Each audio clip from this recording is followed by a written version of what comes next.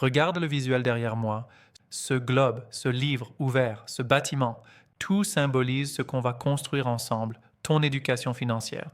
Ce chapitre s'appelle Guide de tes décisions quotidiennes. Créer ton système personnel d'intelligence financière. Et c'est exactement ce qu'on va faire ici. Le but, c'est de t'aider à développer des habitudes financières intelligentes pour que chaque décision que tu prends dans ta vie quotidienne soit claire, cohérente et alignée avec tes objectifs. Tu vois, l'argent n'est pas seulement une question de chiffres, c'est une question de clarté mentale, de méthode et de vision. Ce module, c'est ta boussole. Il va t'apprendre à créer un système qui t'aide à décider mieux, plus vite et sans stress. Parce que la vraie liberté financière, elle commence quand tu n'as plus besoin d'y penser en permanence. Ton système le fait pour toi. Introduction à l'intelligence financière. Avant de parler de chiffres, de budget ou de stratégie, on doit revenir à la base, la façon dont tu penses ton argent. L'intelligence financière, ce n'est pas juste savoir économiser ou investir, c'est comprendre pourquoi tu fais ce que tu fais avec ton argent et comment tes choix construisent ou sabotent ton futur. Tu vois, beaucoup de gens cherchent la bonne méthode alors qu'ils devraient d'abord chercher la bonne logique. Cette introduction, elle sert à ça, t'aider à penser comme une personne qui maîtrise. Pas à réagir à ton argent, mais à le diriger. C'est cette mentalité qui fait la différence entre ceux qui subissent et ceux qui bâtissent. On parle ici de l'importance de l'automatisation dans ta gestion financière. C'est là que tout commence, dans ta capacité à intégrer des habitudes qui tournent toutes seules. L'idée, ce n'est pas de devenir un robot, mais d'apprendre à utiliser ton système pour réduire le stress de la prise de décision. Tu vois les deux portraits derrière moi? Ce qu'ils incarnent, c'est la rigueur et la vision, deux qualités essentielles pour créer ton intelligence financière. En rendant certaines décisions automatiques, tu simplifies ta vie. Tu fais moins d'erreurs, tu gagnes du temps et tu récupères surtout ton énergie mentale pour les vrais choix, ceux qui comptent. Et c'est précisément ce qu'on va explorer dans ce chapitre. Comment mettre ton argent en pilote automatique sans jamais perdre le contrôle. Un open space, des écrans partout, des gens concentrés. C'est exactement ce qu'on cherche à éviter dans ta tête. Ce bruit constant, cette surcharge de décision. Ce chapitre t'explique pourquoi l'automatisation de tes décisions financières est essentielle. Regarde les 3 blocs au-dessus de moi. Le premier parle de réduction des décisions émotionnelles. Quand tout est automatisé, tu limites l'impact de tes humeurs, de la peur ou de l'euphorie sur tes choix d'achat. Tu agis selon ton plan, pas selon ton émotion. Le deuxième bloc, structuration des actions financières. C'est ce qui transforme ta gestion en stratégie. Automatiser le paiement des factures, l'épargne, le suivi de tes dépenses. Tout devient plus fluide, plus logique. Et enfin, le troisième, déplacement de ton énergie mentale vers la création. Quand tu n'es plus bloqué sur combien je dépense, combien je garde. Tu peux te concentrer sur des projets à long terme, sur la création de valeur, sur ta croissance. Tu vois l'idée? Automatiser, ce n'est pas t'enfermer, c'est libérer ton esprit pour penser plus grand. Réduction des décisions émotionnelles. C'est probablement l'un des leviers les plus puissants de ton intelligence financière. Pourquoi? Parce que nos pires décisions d'argent viennent rarement d'un manque d'information, mais presque toujours d'une surcharge émotionnelle. Quand tu automatises tes décisions, tu neutralises cette part émotionnelle. Tu n'achètes plus sous l'effet de la peur, du stress ou de la récompense instantanée. Tu laisses ton système agir à ta place selon des règles que toi-même as définies à tête froide. C'est comme mettre une barrière entre ton impulsion et ton portefeuille. Et tu verras, le simple fait de réduire ce bruit émotionnel te permet de prendre du recul, d'observer tes comportements et petit à petit de penser comme un stratège. C'est ça, la vraie maturité financière. Moins de réaction, plus de direction. Structuration des actions financières. Ici, on change de niveau. Parce qu'automatiser, ce n'est pas seulement éviter les émotions, c'est aussi organiser ton argent comme un système clair, stable et logique. Le texte derrière moi l'explique très bien. Structurer tes actions grâce à des routines et des automatisations te permet de fluidifier ta gestion quotidienne. Ça inclut des gestes simples mais stratégiques, le paiement automatique de tes factures, le suivi régulier de tes dépenses et surtout la mise en place de virements automatiques vers ton épargne et tes investissements. Tu vois l'idée? Ce ne sont pas des tâches financières, ce sont des processus qui tournent en arrière-plan pour t'éviter le stress, la procrastination et l'oubli. Quand tes actions sont structurées, tu arrêtes de subir ton argent. Tu le coordonnes, comme un chef d'orchestre qui n'a plus besoin de jouer chaque instrument. Il dirige, il synchronise, et la musique se joue toute seule. Déplacement de l'énergie mentale vers la création. C'est l'un des bénéfices les plus sous-estimés de l'automatisation. Quand tu automatises tes processus financiers, tu retires ton esprit du mode réaction, ce mode où tu es toujours en train d'éteindre un feu, vérifier un relevé, penser à ce que tu dois encore payer. Tout ça, c'est du bruit mental qui t'empêche de réfléchir à long terme. Et c'est exactement ce que le texte derrière moi explique. En déplaçant ton énergie mentale des micro-réactions immédiates vers la création d'opportunités, tu récupères ta capacité à imaginer, à planifier et à construire. C'est là que ton intelligence financière prend une nouvelle dimension. Parce que tu n'es plus dans le comment payer ça ce mois-ci. Tu passes dans le comment construire quelque chose de durable, tu libères de l'espace mental pour créer des projets, saisir des opportunités, développer des compétences, réfléchir à ton futur et aligner tes décisions sur tes objectifs. Automatiser, en réalité, c'est te redonner accès à ta créativité. Tu vois l'idée. Moins de réactions, plus de création. Et c'est ça, le vrai shift psychologique des personnes qui avancent. Cette slide, c'est le miroir de ce qu'on vit tous les jours. Tu vois l'image floue des rayons de magasin en bas? C'est exactement ça. Ce moment où tu prends quelque chose sans réfléchir, juste parce que tu es fatigué, frustré, stressé ou parce que ça fait du bien sur le moment. L'instinctif, c'est ton cerveau automatique. C'est lui qui prend la majorité de tes micro-décisions sans te demander ton avis. Le problème, c'est que ce mode-là n'est pas stratégique. Il est impulsif, émotionnel, court-termiste. Et si tu relis cette slide à tout ce qu'on a vu précédemment, tu comprends pourquoi un système financier est indispensable. Il sert à bloquer l'instinctif et à protéger ton futur contre tes impulsions du présent. Ce n'est pas de ta faute si tu prends des décisions émotionnelles. Ton cerveau est câblé comme ça. Mais c'est ta responsabilité d'installer un système qui t'empêche d'agir contre toi-même. On avance ensemble. L'instinctif n'est pas ton ennemi tant que tu ne le laisses pas décider à ta place. Regarde les images derrière moi. Une personne qui hésite devant un rayon beauté, une autre qui compare deux bouteilles d'huile, on dirait des situations banales. Mais ce sont exactement ces moments qui font glisser ton budget sans que tu t'en rendes compte. Les décisions émotionnelles, ce sont ces choix qu'on prend sur un coup de tête. En France, des études de l'INSEE montrent que près d'un achat sur 3 est influencé par l'impulsion, pas par la nécessité. Et c'est encore plus vrai dans les rayons alimentaires, cosmétiques et produits de ménager, les zones où les marques jouent le plus sur la psychologie du consommateur. Je te donne une anecdote simple. Une cliente entre dans un Monoprix pour acheter un gel douche. Elle repart avec 27 € de produits pour tester, juste parce qu'elle a eu une journée compliquée. Est-ce qu'elle en avait besoin? Non. Mais sur le moment, c'était une façon de compenser une émotion. C'est ça, l'instinctif. Et le problème, c'est que l'instinctif additionné sur un mois, ça ne fait pas 20 €. Ça fait entre 150 et 300 € selon les profils. C'est ce qu'on observe dans la majorité des bilans budgétaires ICA. Le texte derrière moi l'explique parfaitement. Quand nos émotions pilotent nos achats, ils sont rarement basés sur la logique ou la nécessité, et souvent suivis de regrets. La solution? Pas la volonté, pas le contrôle, mais un système, des limites prédéfinies, des enveloppes et des automatismes qui te protègent de toi-même, parce que ce ne sont pas les grandes erreurs financières qui t'empêchent d'avancer. Ce sont ces petites décisions instinctives répétées que ton système doit capter et neutraliser. Cette image dit quelque chose de très important. Chaque achat est un vote. Un vote pour tes habitudes, un vote pour ton futur, un vote pour la personne que tu veux devenir. Le texte derrière moi parle d'évaluation logique et c'est la base du rationnel. Évaluer l'utilité et la rentabilité d'un achat, c'est ce qui te permet de sortir de l'instinctif et d'entrer dans la maîtrise. Tu veux une anecdote concrète? En France, une étude de l'Observatoire des consommations, très utilisée en analyse comportementale, montre que lorsque les gens prennent 30 secondes pour évaluer un achat non essentiel, 58% d'entre eux renoncent. Pourquoi? Parce que l'impulsion disparaît dès que le cerveau rationnel prend le relais. Et ce processus, tu peux l'appliquer partout. Avant d'acheter un appareil électroménager non urgent, avant de changer de smartphone parce que le nouveau est beau, avant de craquer sur un achat plaisir sur Amazon, avant d'upgrader quelque chose que tu utilises rarement. Le rationnel te demande une chose simple. Est-ce que cet achat augmente ma qualité de vie ou est-ce qu'il achète juste une émotion passagère? Et surtout, est-ce que cet argent ferait mieux ailleurs? Dans ton DCA, dans un fonds euro, dans ton matelas de sécurité, dans un projet qui a du sens, les personnes financièrement intelligentes ne disent pas « je ne peux pas me le permettre ». Elles disent « est-ce que cet achat est le meilleur usage de mon argent aujourd'hui ?» C'est ça, l'évaluation logique, pas un frein, un filtre, un outil qui te permet d'éliminer les décisions faibles pour concentrer ton énergie et ton argent sur ce qui te fait réellement avancer. Le stratégique, vision à long terme. Là, on entre dans une autre dimension de ton intelligence financière, celle du temps, de la projection et de la construction. Tu sais, la plupart des gens prennent des décisions financières comme on prend une décision météo. Il pleut aujourd'hui, je prends un parapluie. Ils vivent au jour le jour, dans la réaction, dans l'urgence. La vision stratégique, c'est l'inverse. C'est penser en années, pas en semaines. C'est réfléchir à ce que ton toi du futur va récolter, grâce à ce que tu fais aujourd'hui. En France, une étude assez connue de l'École d'économie de Paris montre que les personnes ayant une vision financière à plus de 5 ans épargnent en moyenne 3 fois plus, ont moins de dettes et investissent dans des actifs plus intelligents, plus stables, plus diversifiés. Pourquoi? Parce que la vision à long terme donne un cap. Et quand tu as un cap, chaque micro-décision devient plus simple. Tu sais où tu vas. Je te donne un exemple concret. Quelqu'un qui a une vision long terme n'achète pas un nouvel iPhone parce qu'il est joli. Il se demande plutôt, est-ce que cet achat me rapproche ou m'éloigne de mon objectif dans 3 ans? Et dans 80% des cas, la réponse change l'action. Avoir une vision stratégique, c'est comme jouer aux échecs. Tu ne bouges pas pour bouger. Tu bouges pour gagner de la position.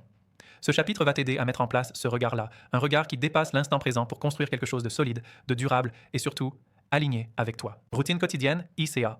5 minutes pour garder le cap. C'est l'un des outils les plus puissants que tu peux intégrer dans ton quotidien. Pas un tableau ultra complexe, pas une méthode de 45 minutes, juste 5 minutes par jour pour garder ton cerveau, ton budget et ta trajectoire alignés. Tu vois le premier encart à gauche, chaque matin ou soir, accorde-toi 5 minutes pour clarifier ta situation financière. Cette pratique est inspirée d'une étude menée à l'Université de Stanford. Les personnes qui prennent moins de 5 minutes par jour pour visualiser leurs décisions financières réduisent leurs dépenses impulsives de 23% en moyenne. Pourquoi? Parce que tu deviens conscient. Et la conscience en finance, c'est un super pouvoir. Je te donne un exemple très concret. En France, beaucoup de gens découvrent leur découvert le 28 du mois. Avec une routine de 5 minutes, tu sais exactement où tu en es. Pas dans la panique, mais dans la maîtrise. Le deuxième bloc parle d'action consciente. On te demande simplement de réaliser 3 petites actions financières par jour. Ça peut être vérifier ton compte épargne, déplacer 5 euros dans ton fonds sécurité, scanner une dépense de la journée, annuler un abonnement inutile ou simplement mettre de côté ce que tu aurais dépensé par impulsion. Ce sont des micro-actions, mais elles te mettent dans une dynamique d'engagement.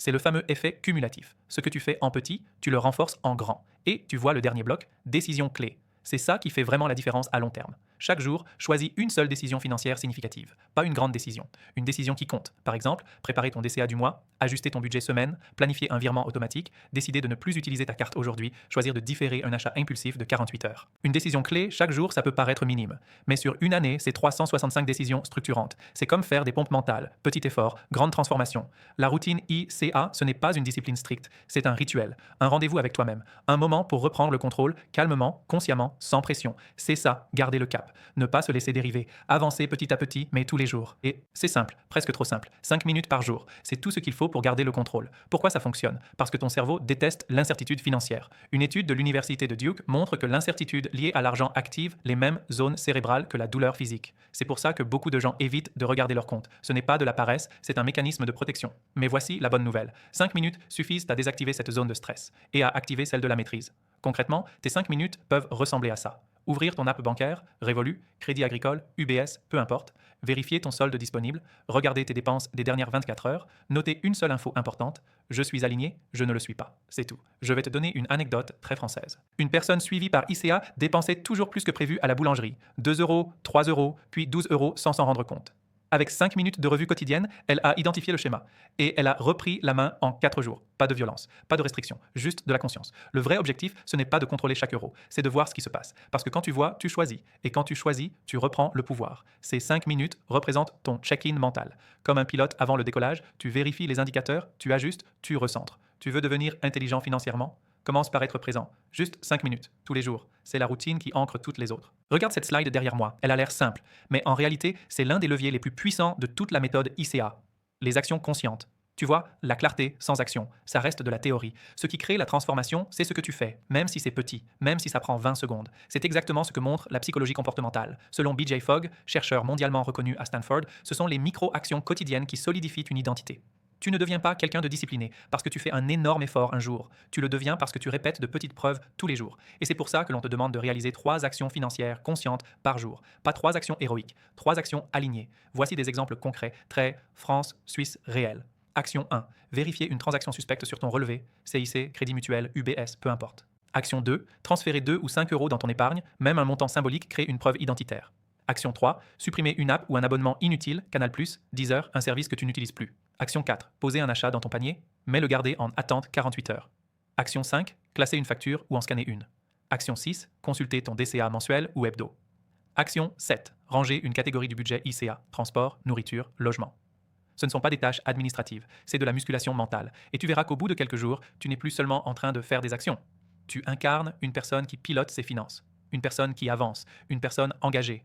L'idée, ce n'est pas d'être parfait, c'est d'être présent, de te montrer à toi-même chaque jour. J'ai avancé, même un peu. Et ce un peu, sur 365 jours, c'est énorme. Décision clé, c'est le moment où tu prends une vraie décision, pas juste une petite action. Ton cerveau adore les micro-actions, mais il a besoin de décisions structurantes pour créer un changement durable. En psychologie comportementale, on appelle ça des keystone decisions, des décisions qui influencent toutes les autres. Comme en domino, ce premier mouvement entraîne le reste. Alors ici, chaque jour, tu choisis une décision financière significative, une seule, mais qui déplace vraiment quelque chose dans ta vie. Je te donne des exemples concrets. Exemple 1. Mettre en place ton virement automatique épargne une seule décision, mais elle sécurise 12 virements dans l'année, automatiquement, sans jamais t'épuiser mentalement. Exemple 2. Décider de reporter un achat non essentiel de 7 jours. On appelle ça la règle des 7 jours. Les études montrent que 80% des envies disparaissent totalement au bout de 92 heures. Donc tu ne dis pas non à l'achat, tu dis OK, mais dans 7 jours. Et la plupart du temps, tu l'oublies. Exemple 3. Créer ton fonds de sécurité même avec 20 euros.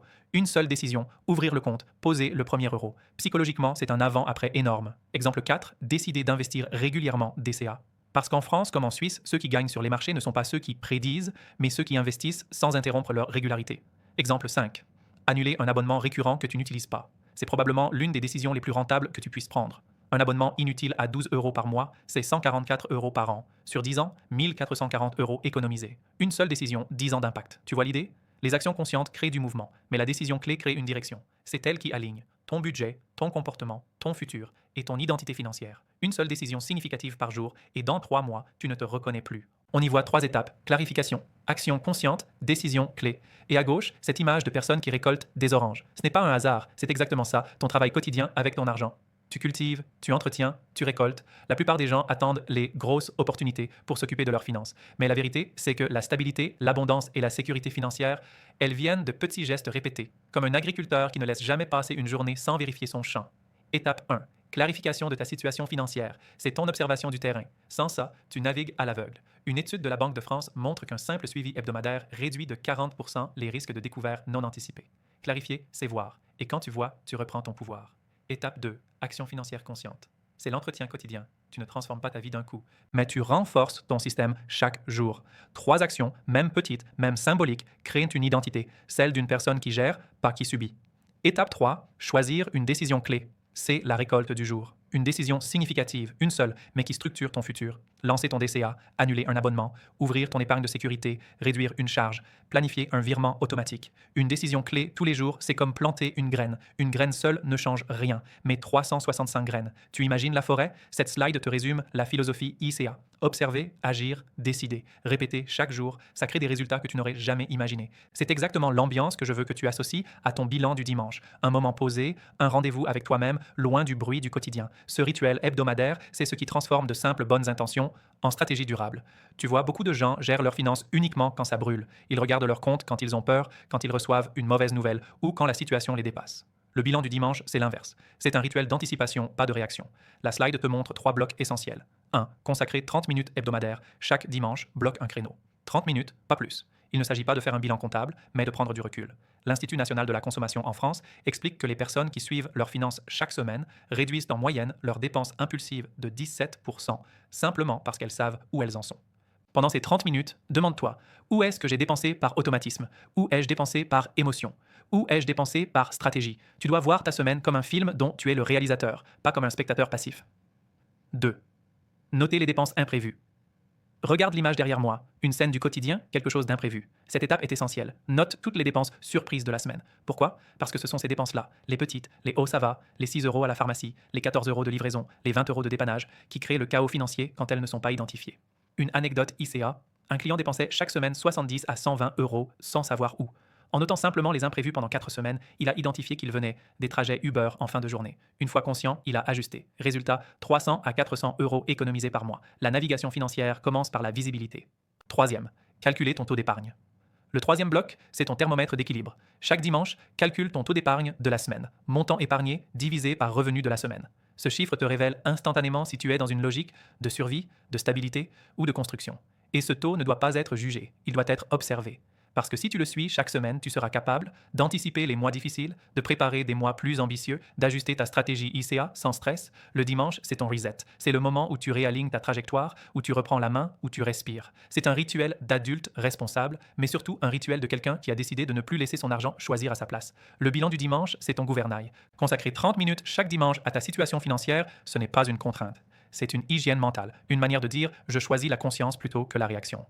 En France, le rapport annuel de la Banque de France montre que les personnes qui suivent leurs finances au moins une fois par semaine ont 2 fois moins de découverts, 40% moins de frais bancaires et surtout une plus grande stabilité émotionnelle face à l'argent. Pourquoi? Parce qu'elles prennent du recul. Elles ne découvrent pas la situation, elles l'anticipent. Ces 30 minutes, tu peux les structurer de manière très simple. 1. Regarder ta semaine sans jugement. Où est-ce que j'ai dépensé par automatisme? Où est-ce que j'ai été aligné? Où est-ce que j'ai été distrait? 2. Identifier une tendance. Pas besoin d'un tableur compliqué, juste une phrase. Cette semaine, j'ai remarqué que tu serais surpris de la puissance de cette simple prise de conscience. 3e, ajuster si nécessaire. Un seul ajustement, pas 10. Tu peux te dire, OK, cette semaine, je réduis une catégorie. Je fixe une limite plus claire. J'augmente légèrement mon épargne. J'arrête ce petit comportement qui me coûte sans que je m'en rende compte. Une anecdote ICA. Un membre prenait toujours un café Togo en sortant du travail. Petite dépense, mais quotidienne. Dans ces 30 minutes du dimanche, il l'a remarqué. 2 semaines plus tard, 42 € économisés. 6 mois plus tard, près de 1 000 € réinjectés dans son épargne sécurité. Ce rituel n'a rien de magique, mais il te transforme parce qu'il te reconnecte à toi-même. Ces 30 minutes te permettent d'être acteur, pas spectateur, de ta vie financière. Notez les dépenses imprévues. Et tu vois l'image à droite, un artisan au travail, concentré sur les détails. Cette image te dit quelque chose. Ce sont les détails qui font la différence. Dans ta vie financière, ce n'est jamais un gros achat qui te met en difficulté. C'est l'accumulation de micro-dépenses, celles que tu ne vois pas, que tu oublies ou que tu minimises.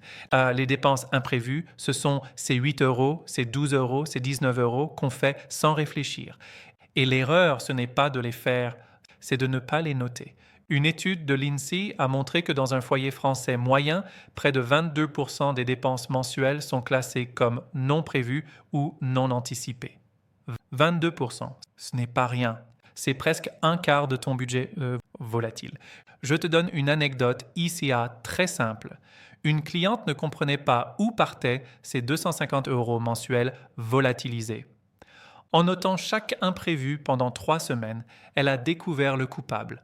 3 Uber par facilité, 2 repas par fatigue, 1 achat Amazon par ennui.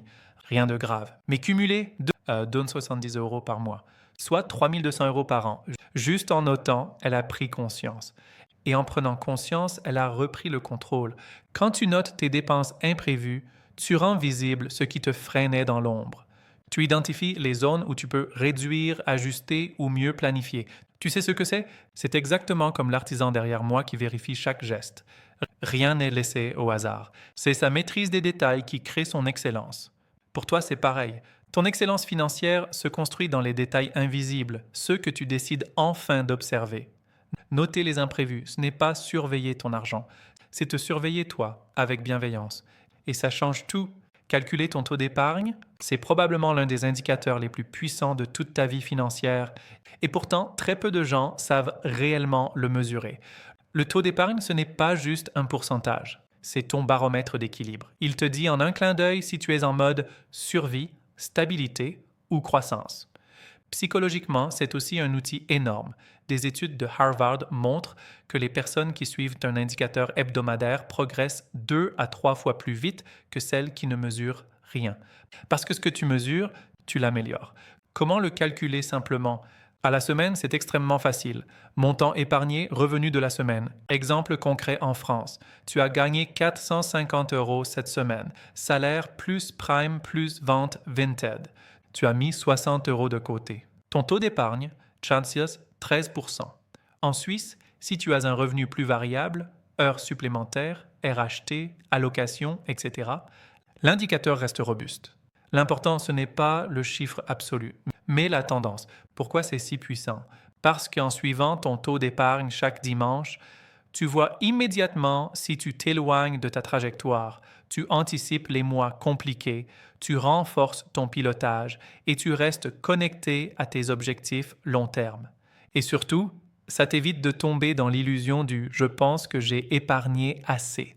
Le cerveau adore se raconter des histoires. Les chiffres, eux, disent la vérité. Anecdote ICA. Un membre ICA croyait épargner autour de 20% par mois. En calculant son taux chaque dimanche, il s'est rendu compte qu'il oscillait en réalité entre 7 et 11%. Juste cette prise de conscience l'a amené à ajuster 2 petites habitudes. Résultat, il a atteint 19% de taux d'épargne réel en 8 semaines. Pas en gagnant plus, en observant mieux.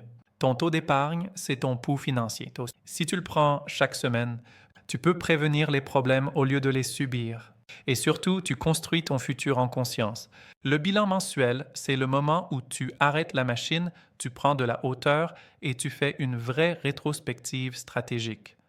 Tu vois, le quotidien te montre ce que tu fais. La semaine te montre comment tu le fais. Le mois te montre qui tu deviens financièrement. Ce moment-là, il est essentiel. Pas pour te juger, pas pour culpabiliser, mais pour comprendre la trajectoire que tu construis. On y voit 3 blocs, mensuel, croissance, victoire. Et chacun d'eux a une utilité très concrète. 1. Mensuel, la photo complète. Chaque mois, tu compares tes revenus, tes dépenses, ton épargne. C'est ce que font les investisseurs, les entrepreneurs, les gestionnaires de patrimoine. Ils prennent une photo globale de leur flux. Tu vas chercher la cohérence, pas la perfection. En France, les études de l'Observatoire de la consommation montrent que les personnes qui font un bilan mensuel régulier augmentent en moyenne leur capacité d'épargne de 12 à 18 % en 6 mois, juste parce qu'elles voient enfin l'ensemble du puzzle et pas seulement les pièces isolées. 2. Croissance, ton évolution. Ici, tu ne regardes pas combien tu as gagné, mais comment tu as grandi. Ton matelas de sécurité a-t-il augmenté? Ton DCA avance-t-il comme prévu? Tes dettes ont-elles diminué? Ton taux d'épargne est-il plus stable? C'est ton taux de croissance personnelle. Pas un chiffre pour impressionner qui que ce soit, un indicateur pour te mesurer contre la version d'hier. Le cerveau humain adore les progrès visibles. C'est exactement ce que montre la théorie du progrès de Teresa Amabil, Harvard. Même un petit progrès mesuré augmente ta motivation de jusqu'à 35 %. C'est pour ça qu'on mesure. 3. Victoire. La célébration stratégique. La majorité des gens oublient un point essentiel de la psychologie financière. Si tu ne célèbres jamais, ton cerveau n'intègre rien. Il faut des marqueurs de réussite. Même petit, même discret. Ça peut être « J'ai tenu mon budget course cette semaine. J'ai fait mon DCA malgré un mois difficile. J'ai réduit une dépense. J'ai résisté à un achat impulsif. J'ai rempli mon fonds sécurité à 50 %. Chaque victoire est une preuve, et chaque preuve renforce ton identité financière. La motivation n'est pas une émotion, c'est un mécanisme chimique qui se nourrit de micro-récompenses. Le bilan mensuel, c'est ton rendez-vous stratégique. C'est le moment où tu réalignes tout ton système, où tu ajustes, où tu confirmes ta trajectoire et où tu te rappelles pourquoi tu fais tout ça. C'est un rituel de long terme de maturité, de construction. C'est là que ton argent cesse d'être un stress et devient un outil de croissance mensuelle. C'est le cœur de ton pilotage stratégique. C'est ici que tu prends assez de recul pour voir l'ensemble de ta situation financière, pas juste ce que tu as ressenti, mais ce qui s'est réellement passé. La revue mensuelle, c'est ton tableau de bord de vérité. Chaque mois, tu compares 3 données: tes revenus, tes dépenses, ton épargne. Et tu les regardes ensemble, pas séparément, parce que c'est leur relation qui révèle ta trajectoire. 1. Tes revenus, le moteur. Ils représentent ton énergie financière. Pas pour te définir, mais pour comprendre ton terrain de jeu. En France comme en Suisse, la stabilité du revenu est l'un des facteurs les plus prédictifs du stress financier. Quand tu le suis mensuellement, tu anticipes au lieu de subir. 2. Tes dépenses, ton comportement réel. On dit souvent « Montre-moi tes dépenses, je te dirai qui tu es ». Pas pour te juger, mais parce que tes dépenses racontent une histoire, ce que tu valorises, ce que tu subis, ce que tu compenses et ce que tu évites. La comparaison mensuelle te permet de voir les patterns, pas les exceptions. 3. Ton épargne, ton intention future. Ce n'est pas un chiffre, c'est ton rapport au futur. C'est la preuve concrète que tu construis quelque chose au-delà du mois en cours. Et ce qui est fascinant, c'est que la relation entre les trois te donne une vision complète de ta situation financière. Est-ce que tu t'améliores? Est-ce que tu stagnes? Est-ce que tu dérives? Une étude de l'Université Paris-Dauphine montre que les personnes qui réalisent un bilan mensuel voient une augmentation de 17 % de leur épargne sur un an, non pas en gagnant plus, mais en pilotant mieux. Le mensuel, c'est ton check-up. C'est ton rendez-vous stratégique avec toi-même. C'est le moment où tu reprends le gouvernail, où tu réalignes et où tu décides si tu dois corriger la trajectoire ou accélérer. Même si le mois a été compliqué, même si tu n'as pas fait ce que tu voulais, le bilan mensuel n'est pas une sanction, c'est un recalibrage. Il te remet toujours en mouvement. Croissance. C'est ici que tu commences à penser comme un investisseur, pas seulement avec ton argent, mais avec ta vie. La croissance personnelle, financière ou stratégique, ce n'est pas un score, c'est un mouvement. Un mouvement que tu dois apprendre à mesurer pour comprendre si tu avances ou si tu pédales dans le vide. Dans cette étape du bilan mensuel, tu observes l'évolution de ton épargne, de ton matelas sécurité, de tes investissements, ETF, DCA, assurance vie, troisième pilier suisse, etc. De ton comportement. Parce que la vraie croissance, ce n'est pas juste une augmentation de chiffres. C'est un changement d'identité. Pourquoi mesurer ta croissance est essentiel. Les études en économie comportementale, notamment celle de Richard Thaler, prix Nobel, montrent que le cerveau humain ne perçoit pas bien les progrès lents. Ils voient le spectaculaire, pas l'incrémental. C'est pour ça que tu oublies que tu as augmenté ton épargne de 30 € ce mois-ci.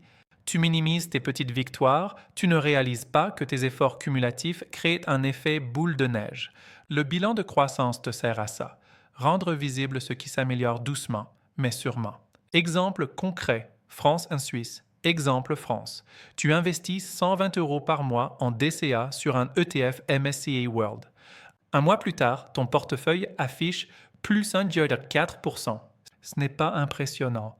Mais sur une année entière avec constance, tu bâtis une croissance réelle, parfois même supérieure à ton épargne traditionnelle. Exemple, Suisse. Ton troisième pilier a pris 350 CHF ce mois-ci. Ce n'est ni un bonus ni un cadeau, c'est ta croissance. Tu avances même sans y penser. Exemple comportemental. Tu as diminué tes dépenses alimentaires de 40 CHF, 30 € par rapport au mois précédent, juste en cuisinant plus. C'est une croissance, une meilleure gestion, une meilleure marge, plus de liberté. Pourquoi cette étape change tout? Parce qu'elle transforme ta vision du progrès. Tu ne regardes plus seulement ce que tu as ou ce que tu gagnes, tu regardes comment tu t'améliores. La croissance est un marqueur identitaire. Elle te dit « je deviens quelqu'un qui avance ». Et ça, c'est l'un des moteurs psychologiques les plus puissants pour rester régulier. Mesurer ta croissance, c'est mesurer ta transformation. Ce n'est pas qu'une analyse financière, c'est une analyse de qui tu es en train de devenir. Victoire. Tu pourrais croire que c'est un petit détail, une note positive pour finir le bilan mensuel.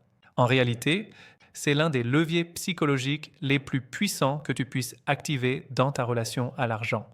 Pourquoi? Parce que ton cerveau n'avance pas grâce aux résultats, il avance grâce aux preuves. Des preuves que tu peux changer, des preuves que tu progresses, des preuves que tu n'es plus la même personne que le mois dernier. La psychologie de la motivation, et particulièrement les travaux de Teresa Amabile à Harvard, montrent qu'un simple progrès perçu, même minuscule, augmente l'engagement de jusqu'à 35%. C'est énorme. Et pourtant, la plupart des gens ne célèbrent jamais rien. Ils voient ce qu'ils n'ont pas encore fait, mais jamais ce qu'ils ont réussi. Alors ici, tu notes une victoire significative du mois, même petite, même discrète, même si elle ne se voit pas sur ton compte bancaire. Exemple concret de vraies victoires, France-Suisse. Tu as respecté ton budget alimentation 3 semaines sur 4. Tu as enfin lancé ton DCA de 50 €, même symbolique. Tu as remboursé 100 € de dette, calmement, sans pression. Tu as refusé un achat impulsif qui t'aurait coûté 80 €. Tu as annulé un abonnement inutile de 12 € mois. Tu as réussi à mettre 30 € dans ton fonds sécurité malgré un mois difficile. Tu as vérifié ton budget chaque dimanche sans en manquer un seul. Ce ne sont pas des petites choses, ce sont des preuves d'évolution. La victoire transforme ton identité. Quand tu notes une victoire, tu n'es pas en train d'écrire un fait. Tu es en train de solidifier ton identité financière. Tu te dis littéralement « Je suis quelqu'un qui progresse. Je suis quelqu'un qui tient ses engagements. Je suis quelqu'un qui avance. » Et c'est ce qu'on appelle en psychologie le renforcement loop, un cercle vertueux qui renforce ta discipline sans effort. Célébrer un progrès n'est pas de l'ego, c'est de la stratégie. C'est comme poser un drapeau psychologique sur ton chemin. À chaque mois, tu sais que tu as gagné quelque chose. C'est ce qui te permet de tenir sur 6 mois, 12 mois, 3 ans, parce que la gestion financière n'est pas un sprint, c'est une construction. Et tu ne construis rien de solide si tu ne reconnais jamais ce que tu accomplis. Ta victoire du mois, même minuscule, te donne la force d'encaisser les mois difficiles et d'accélérer sur les mois favorables. Ce n'est pas un bonus, c'est une fondation, des feux d'artifice. C'est exactement la métaphore que j'aimerais que tu gardes en tête. La discipline financière n'est pas censée être une punition. C'est une célébration, c'est un moteur et surtout, c'est une récompense. Transformer la discipline en plaisir, c'est possible. Et ça repose sur 3 leviers psychologiques majeurs que tu vois ici. Le retour de dopamine, la visualisation du progrès et l'ancrage de la satisfaction.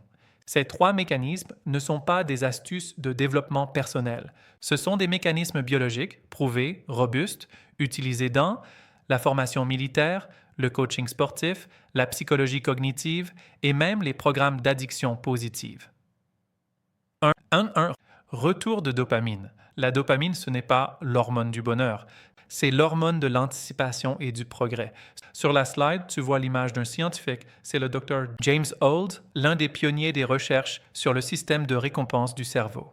Quand tu avances financièrement, même de 5 euros, même d'une action, ton cerveau libère un micro-bonus chimique, un bien joué. Ce signal renforce ta motivation. Plus tu avances, plus tu as envie d'avancer. C'est exactement pour ça que noter une victoire te booste, voir ton épargne monter te motive, faire ton DCA devient agréable. Le progrès appelle le progrès. C'est mathématique, c'est biologique. 2. Visualiser le progrès. La slide montre une image pixelisée qui devient nette. C'est exactement ça. Ta progression ne devient visible que quand tu la rends visible. Et c'est un principe utilisé par les coachs sportifs, les traders professionnels et les thérapeutes. Visualiser le progrès crée un engagement émotionnel. Exemple concret. France, Suisse, voir ton fonds sécurité passer de 80 euros à 420 euros, voir ton DCA avancer de 4 mois d'affilée, voir ton taux d'épargne grimper de 8% à 14%, voir ta dette baisser de 600 euros en 3 mois. Même si ce n'est pas spectaculaire, ton cerveau enregistre « Je suis en mouvement ». Et il adore ça. Les études de Teresa Amabile à Harvard sont claires.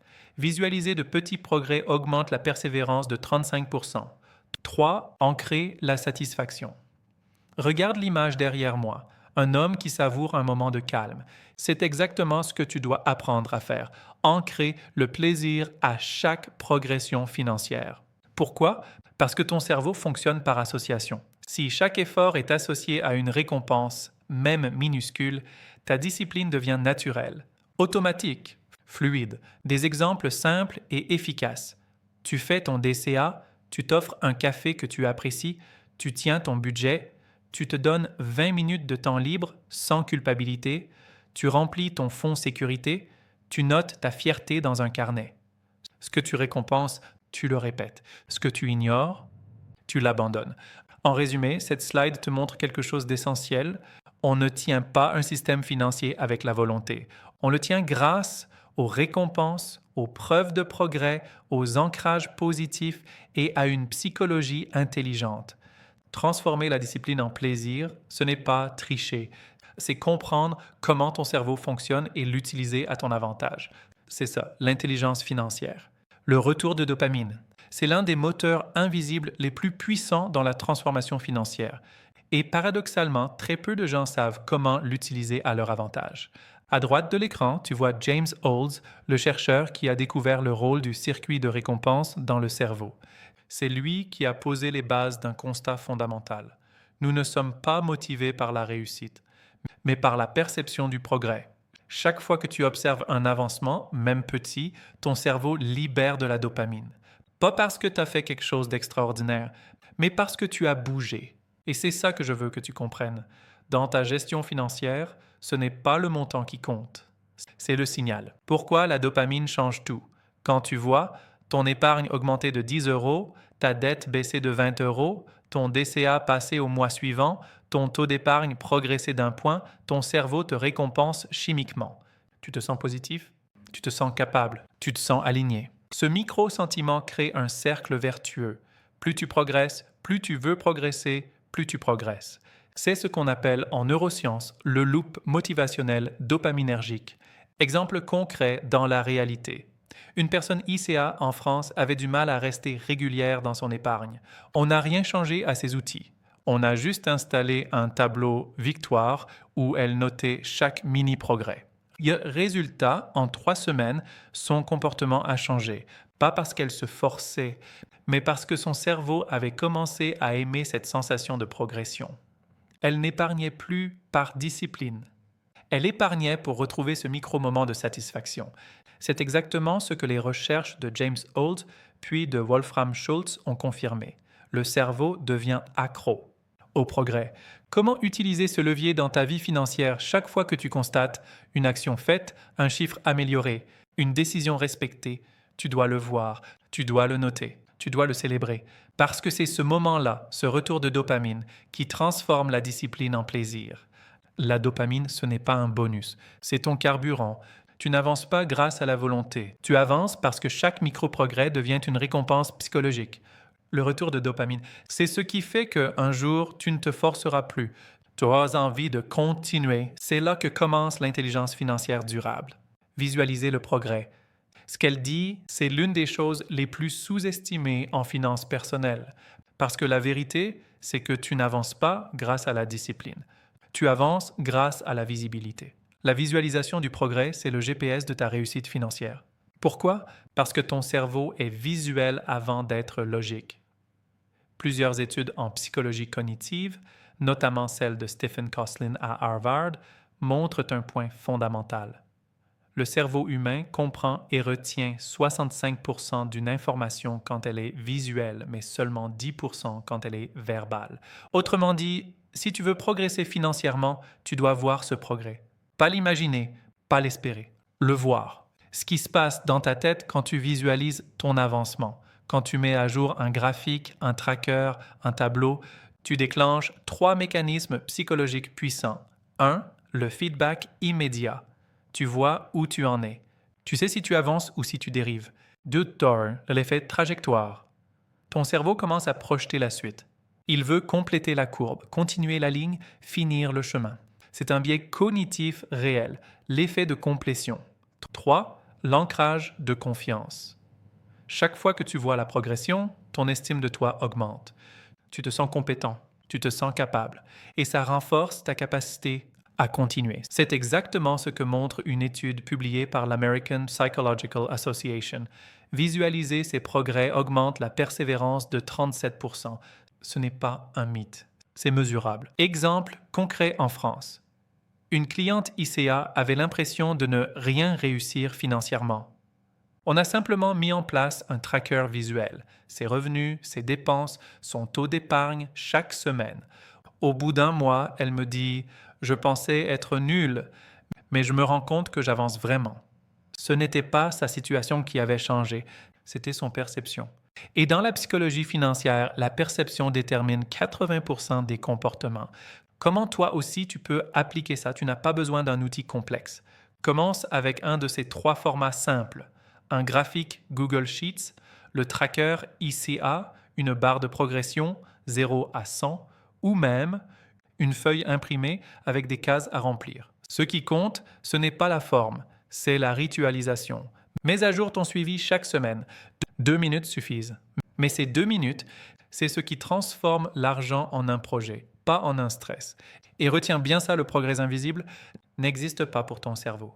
Si tu veux continuer, il faut voir. Si tu veux persévérer, il faut mesurer. Tu ne peux pas améliorer ce que tu ne suis pas. Visualiser le progrès, c'est offrir la preuve que tu es déjà en train de devenir la meilleure version financière de toi-même. Tu vois cette idée, ancrer la satisfaction. C'est probablement le levier psychologique le plus puissant et le plus mal utilisé dans la gestion financière. On croit que la discipline vient de la rigueur. La vérité, c'est que la discipline vient de la récompense. Le cerveau n'obéit pas à l'effort, il obéit au plaisir. Dès que tu t'offres une petite récompense après une action financière positive, comme respecter ton budget, épargner 20 €, faire ton suivi du dimanche, ton cerveau crée un ancrage. Cet ancrage dit « quand je fais ça, je me sens bien, donc je veux le refaire ». C'est basique, mais c'est exactement comme ça que fonctionne le conditionnement humain depuis les travaux de B.F. Skinner, psychologie comportementale. Ce qui est récompensé se répète. Ce qui est ignoré s'éteint. Pourquoi les petites victoires comptent plus que les grandes Jeff Bezos que tu vois sur l'image, a une phrase qui résume parfaitement ce point.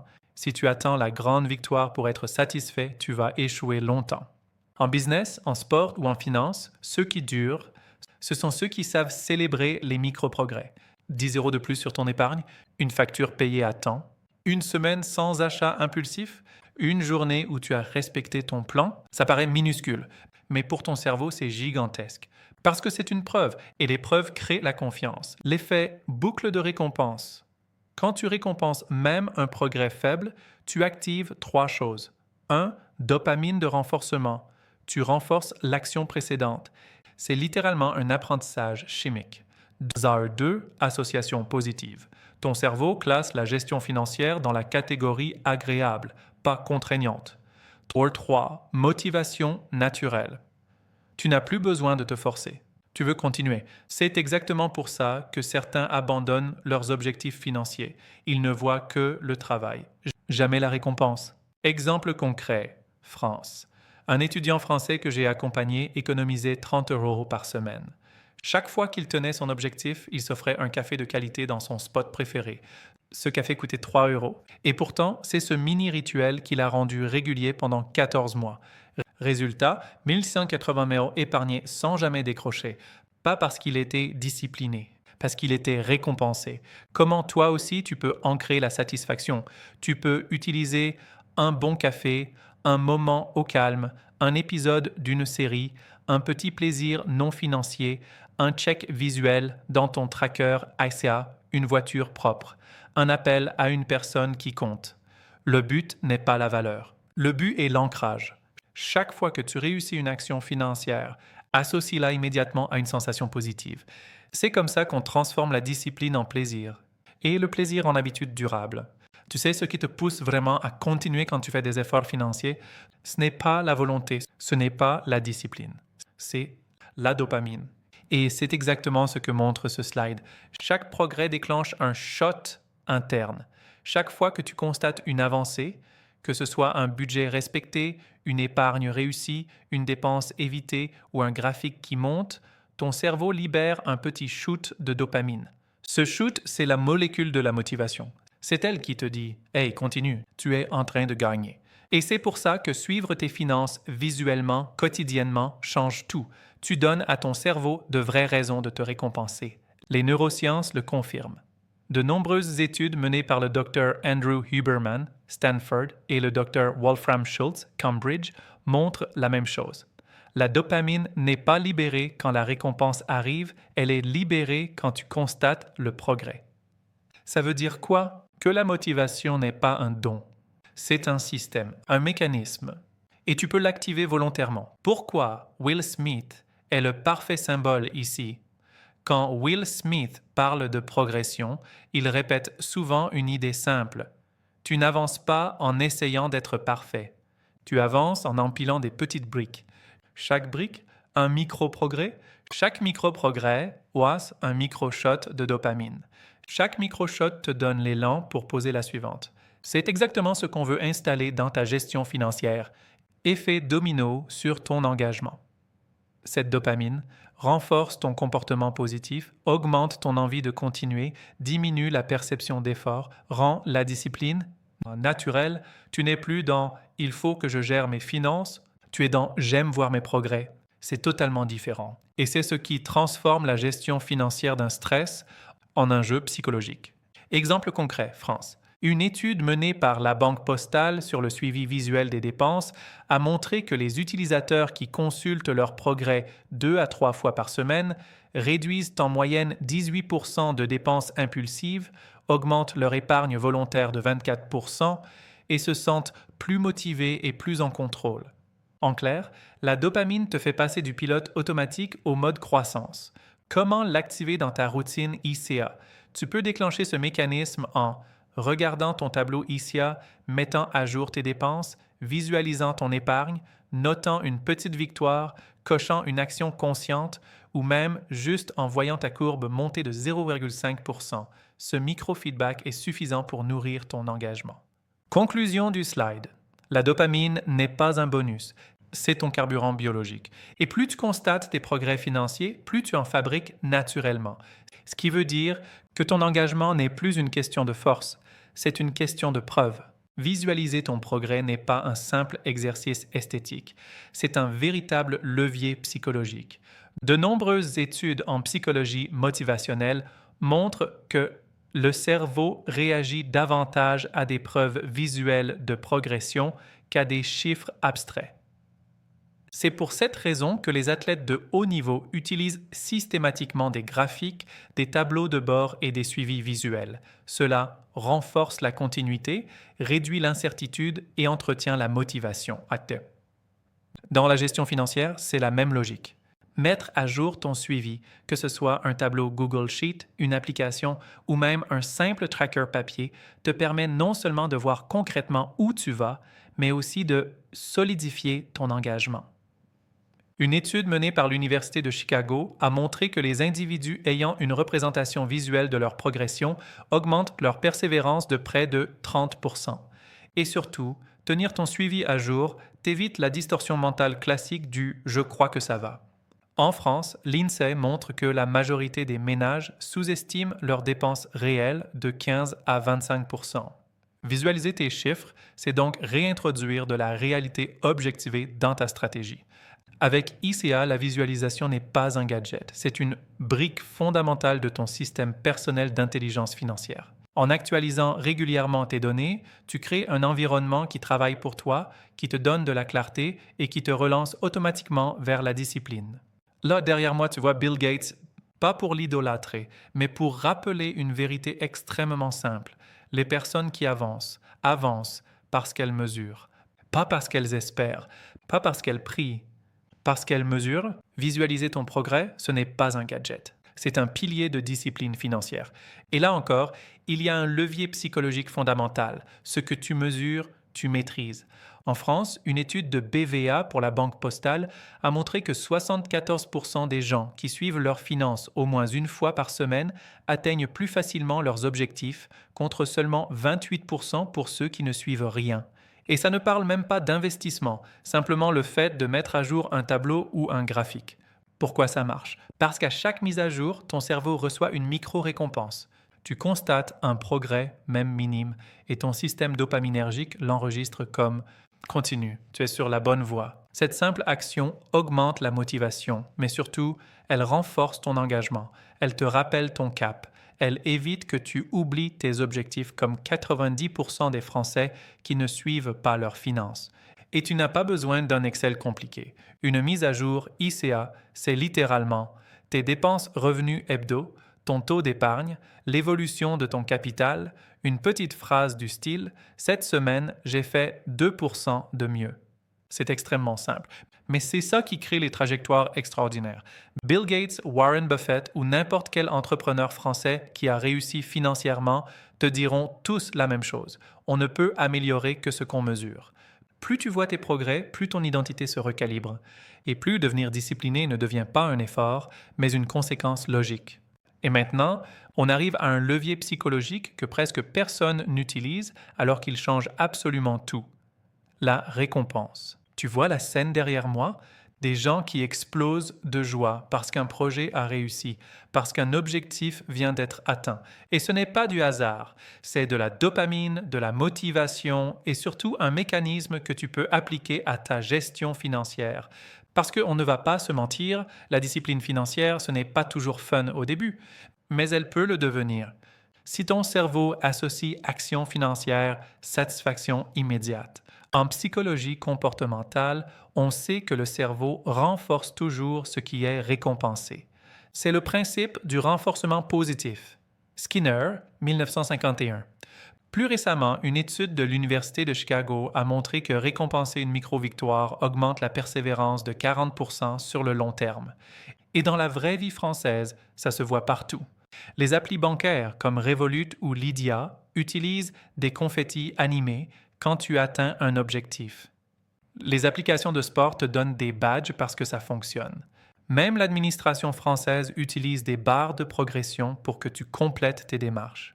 Pourquoi tu ne ferais pas la même chose pour TA Discipline financière? Tu veux une méthode ICA simple et efficace? Voici ce qui marche le mieux. 1. Tu notes chaque victoire, même minuscule. Économiser 8 €, rembourser 50 €, respecter ton budget une journée. Ton cerveau ne fait pas la différence entre petit et grand succès. Il enregistre un progrès. 2. Tu t'accordes une micro-récompense symbolique. Rien qui te met dans le rouge. Un café que tu aimes, 20 minutes de série, un bain chaud, un appel à quelqu'un que tu apprécies. L'idée n'est pas de dépenser, mais de marquer le succès. 3. Tu construis une identité basée sur la progression. Chez ICA, on dit souvent « ce que tu récompenses devient naturel ». Et c'est exactement ce qui se passe. La discipline financière n'est plus une contrainte. Elle devient un système qui te fait du bien. Tu ne tiens plus grâce à la volonté, tu tiens grâce au plaisir. Et là, tu passes dans la catégorie de ceux qui gagnent à long terme. Outil ICA à intégrer à ta routine. Bilan budgétaire ICA V4.4, c'est ton tableau de bord central. En France, selon l'INSEE, les ménages sous-estiment en moyenne leurs dépenses variables de 25 à 35 %. Le bilan ICA corrige ça. Il te donne une vision réelle de ton cash flow, pas celle que ton cerveau aimerait croire. Carte des 4 questions. Ton anti-achat impulsif. La France est l'un des pays où les achats émotionnels sont les plus fréquents. Étude LSA 2023. 49% des consommateurs reconnaissent acheter pour se faire plaisir plusieurs fois par semaine. La carte des 4 questions te ramène à la rationalité en moins de 10 secondes. Astuce opérationnelle. Mets-la en raccourci sur ton téléphone ou en fond d'écran. On a des membres ICA qui ont divisé par 2 leurs achats Amazon rien qu'avec ça. Dashboard ICA. C'est ta vision long terme. Ton taux d'épargne, ton évolution, tes progrès, ton futur capital projeté. Dans le contexte français actuel, inflation fluctuante, hausse du coût de la vie, fiscalité dense, suivre ton patrimoine et tes choix devient un avantage stratégique. Observation terrain. Les utilisateurs qui mettent à jour leur dashboard au moins une fois par semaine progressent 2,7 fois plus vite en optimisation financière. Si tu regardes tout ce qu'on vient de parcourir ensemble, il y a un fil rouge très simple. Au départ, on gère son argent. À la fin, on maîtrise son système. Et cette nuance, elle change tout. La gestion, c'est réagir. C'est attendre que quelque chose se passe avant de prendre une décision. C'est utiliser ses finances comme un extincteur. On éteint les urgences, on recolle les morceaux, on avance un peu au feeling. La maîtrise, c'est l'inverse. La maîtrise, c'est créer un système qui travaille pour toi, même quand tu n'y penses pas. C'est avancer avec clarté, avec cohérence, avec intention. C'est sentir que chaque action, même minuscule, t'approche de ton futur. Et retiens bien ça, la maîtrise n'est jamais un talent. C'est un entraînement. C'est quelque chose que tu construis jour après jour avec les outils qu'on t'a donnés. Le bilan budgétaire, la carte des 4 questions, le dashboard, tes routines quotidiennes, tes rituels du dimanche. Ce n'est pas de la théorie. C'est ton terrain de jeu, ton moteur, ton système nerveux financier. Ce que je veux que tu retiennes, surtout à ce stade, c'est que la maîtrise n'est pas une montagne. C'est une somme de gestes simples, répétés, ancrés. C'est ça, la vraie liberté financière, pas l'argent, pas les investissements, mais la capacité à diriger ta vie avec lucidité, calme et intention.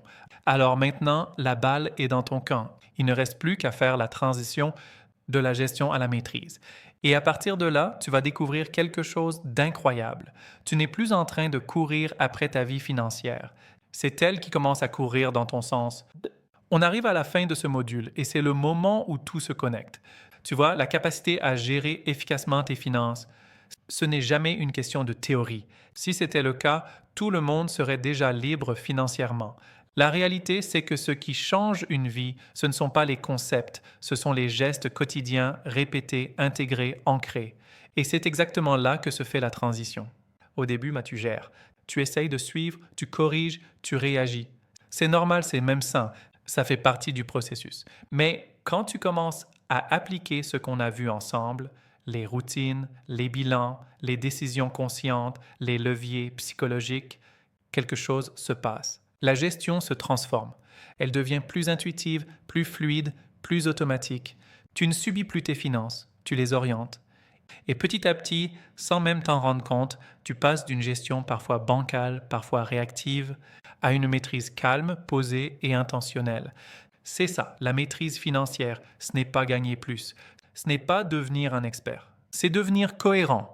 C'est avancer avec un système qui travaille pour toi, même quand toi tu ne penses à rien. Ce que tu vis ici, ce n'est pas une fin, c'est un début. Un changement d'altitude. À partir d'aujourd'hui, tes décisions ne seront plus les mêmes. Parce que toi, tu ne seras plus le même. Tu sais ce que tu fais, tu sais pourquoi tu le fais. Et surtout, tu sais comment continuer à progresser. Bienvenue dans la maîtrise. Avant qu'on se quitte, retiens surtout ceci. La maîtrise financière, ce n'est pas une question de volonté. Ce n'est pas une question de talent. Ce n'est même pas une question de motivation. C'est une question de système. Lorsque tu automatises tes comportements, tes décisions et même tes micro-réactions face à l'argent, tu passes dans une autre dimension. Tu ne luttes plus, tu n'hésites plus, tu n'es plus en train de te surveiller ou de te forcer. Tu avances parce que ton environnement, tes outils, tes routines t'y poussent naturellement. Et c'est exactement ce que fait le système ITA. Si tu intègres vraiment ce qu'on a vu, les 4 questions, les routines quotidiennes, le bilan du dimanche, la visualisation des progrès, les leviers psychologiques, alors tu vas créer quelque chose qui change toute une vie, des habitudes durables qui rendent la bonne décision plus facile que la mauvaise. À partir de là, la gestion financière n'est plus un effort. Elle devient un réflexe, une manière de fonctionner, un mode de vie. Et c'est le point d'arrivée du module 2. Tu n'as plus seulement compris ton rapport à l'argent, tu as commencé à le reprogrammer. Maintenant, explore plus loin. Tu as tout ce qu'il faut pour aller vers la maîtrise complète.